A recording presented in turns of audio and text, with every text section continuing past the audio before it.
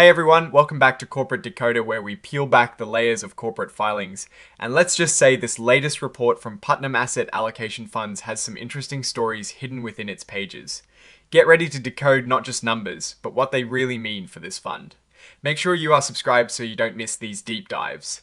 And join our Discord community, linked in the description below for more exclusive content and discussions. Alright, let's dive into this report from Putnam Asset Allocation Funds for the period ending the 30th of September 2025.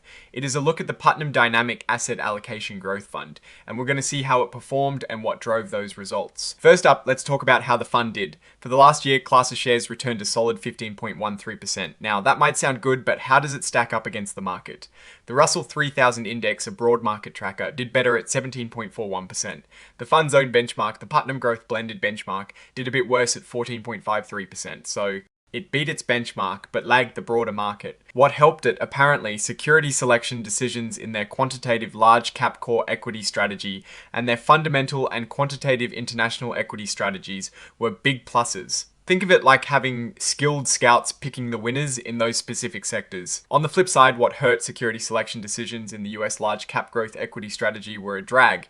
It seems picking winners in that crowded space was a bit of a challenge. And interestingly, the use of derivatives like futures, while intended to manage risk, actually had a negative impact on performance this period, costing the fund money. Looking at a longer term, the class of shares have shown impressive growth. For the 10-year period ending the 30th of September 2025, class of shares returned a commendable 10.47% annually. That means a hypothetical $10,000 investment back in 2015 would have grown to over $26,000 by 2025. That is a solid growth for any investor. Now, for the big picture, as of the 30th of September 2025, the fund managed a massive $2.97 billion in total net assets. That is a lot of money, and it means they're a significant player in the market. The portfolio turnover rate was 100%, meaning they essentially bought and sold their entire holdings over the year. That indicates an active strategy, perhaps trying to capture short-term opportunities or rebalance frequently. Let's dig into the financials for class of shares. For the year ended the 30th of September 2025, net investment income per S-share was 27 cents. But the big story is the net realized and unrealized gains, which came in at a hefty $2.94 per S-share. This resulted in a total return of 15.13%. Now, compare that to the previous year, 2024, where the total return was a scorching 31.92%. So, while it was a good year, it was not nearly as good as the year before. For Class C shares, the story is similar but with slightly different numbers. They returned 14.26%, a bit lower than Class A, which is expected given their fee structure. Over 10 years, Class C shares returned 9.80% annually. And those costs we talked about for Class C shares, it cost about $185 for a hypothetical $10,000 investment, or 1.73%. That is noticeably higher than the $105 or 0.98% for Class A shares. Those higher fees can really eat into your returns over the long haul. Moving on to other share classes, Class P shares had a great year, returning 15.47%, and over 10 years they've averaged 10.86% annually. Class R5 shares returned 15.35% for the year and 10.74% over 10 years. Class R6 shares were right there at 15.45% for the year and 10.86% over 10 years. Lastly, Class Y shares, often for institutional investors, returned 15.41% for the year and 10.74% over 10 years. It is interesting how closely these classes performed, often showing similar trends despite their different fee structures. Now, let's look at what the fund actually invested in. As of the 30th of September 2025, US money markets were minimal, but the big chunk, 83.6%, was in common stocks. This tells us it is actively investing in the stock market. Digging into those common stocks, we see a diverse mix. For example, they held 841 shares of AeroVironment Inc., valued at about $264,000.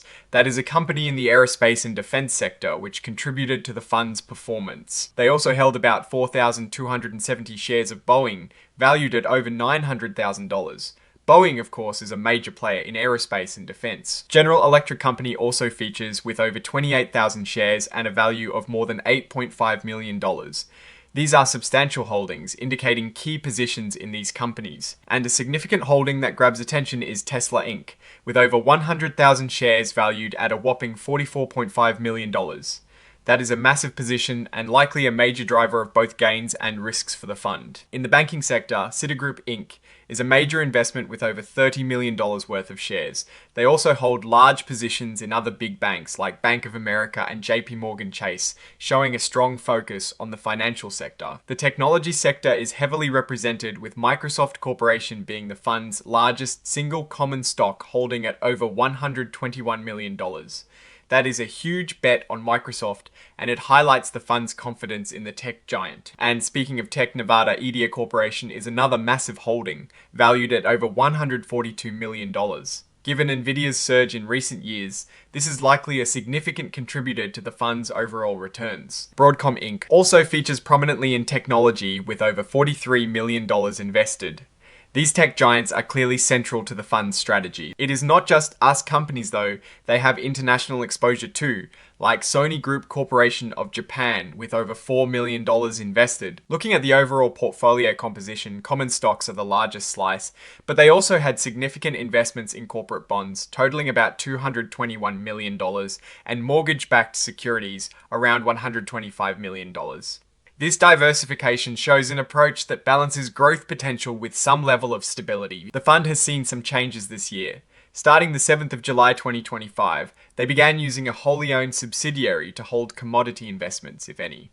This means their prospectus was updated to reflect this new way of investing in commodities, especially through futures and swaps, primarily via this subsidiary. This also introduced new risks related to commodity exposure and tax implications of investing through a subsidiary. Another key change occurred on the 1st of November 2024 with the merger of Putnam Investments Limited, or PIL, into Franklin Templeton Investment Management Limited, or FPILs. Investment professionals are now part of TIML, and TIML has become a sub-advisor for the fund. And as of the 31st of March 2025, a new team of portfolio managers is leading the charge: Adrian Chan, Brett Goldstein, Jacqueline Kenny, and Thomas Nelson.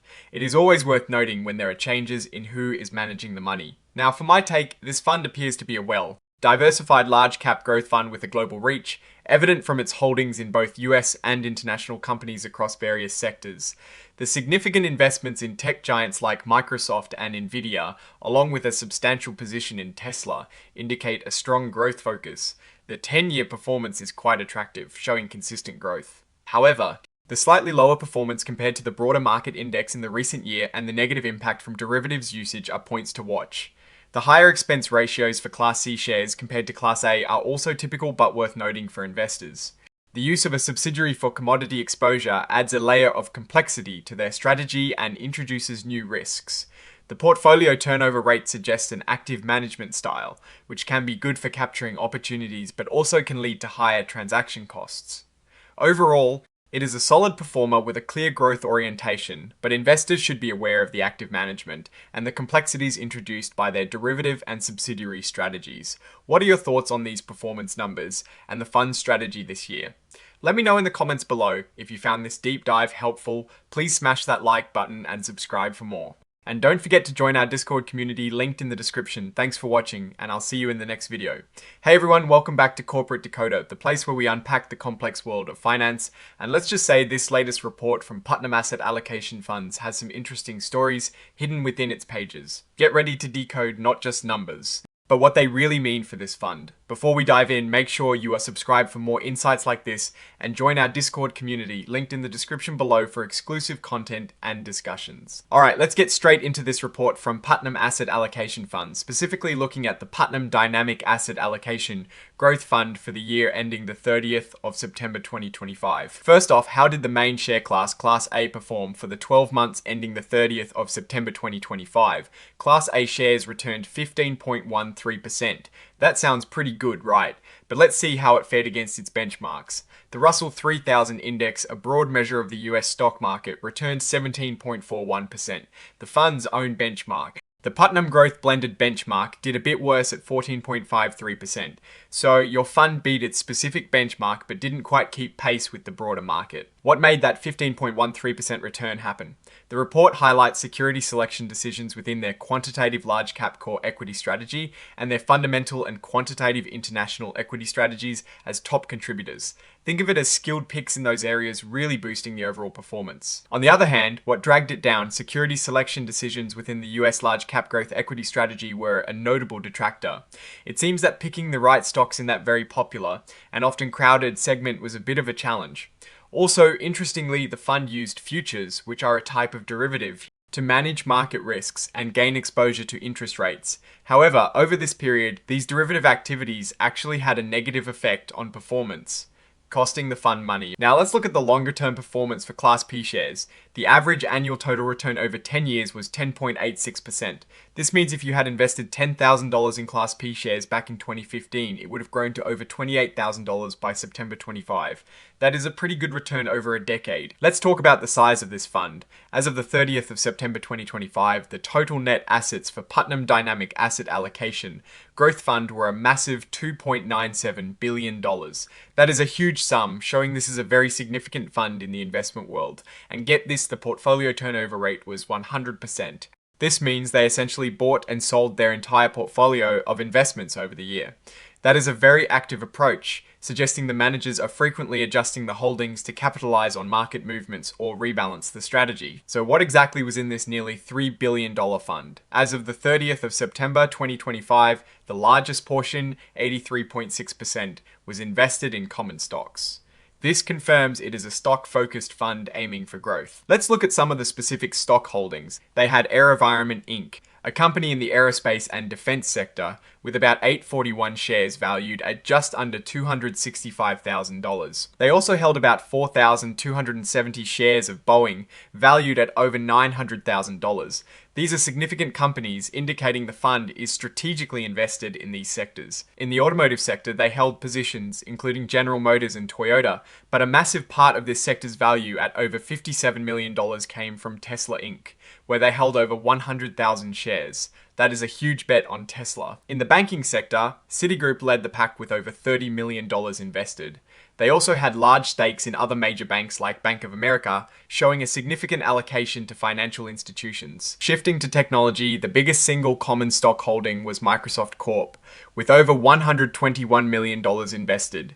This is clearly a cornerstone of the fund's strategy, betting heavily on Microsoft's continued success. And another tech giant, Nevada Media Corp, was also a massive holding valued at over $142 million.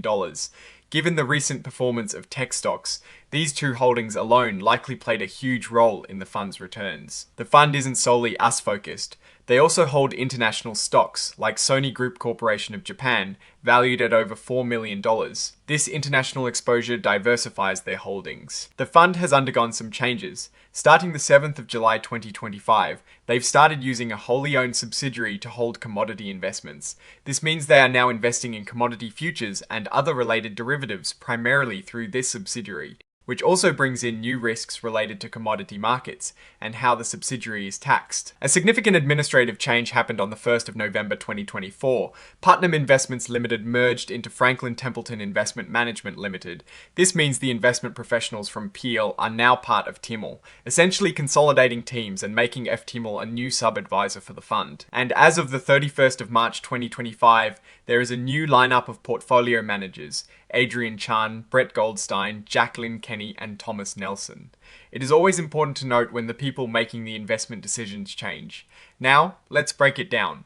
This fund is clearly focused on growth, with a substantial portion in common stocks and significant investments in major tech companies like Microsoft, Nvidia, and Tesla. This growth-oriented strategy seems to have paid off over the long term, with a solid 10-year return. However, the recent year's performance, while good, trailed the broader market. The active trading with a 100% turnover rate suggests managers are trying to stay ahead of the curve, but this can also mean higher costs. The higher expenses for Class C shares compared to Class A are also a factor to consider, and the introduction of a subsidiary for commodity investments adds complexity and new risks. The changes in management and sub-advisors could signal shifts or refinements in strategy. It's a fund with a strong growth engine, but investors should weigh the active management costs and the evolving strategy. What are your thoughts on this fund's performance and its strategy? Let me know in the comments. If you found this breakdown helpful, give it a like and subscribe for more. And don't forget to join our Discord for more in-depth discussions. Thanks for watching, and I'll see you in the next one.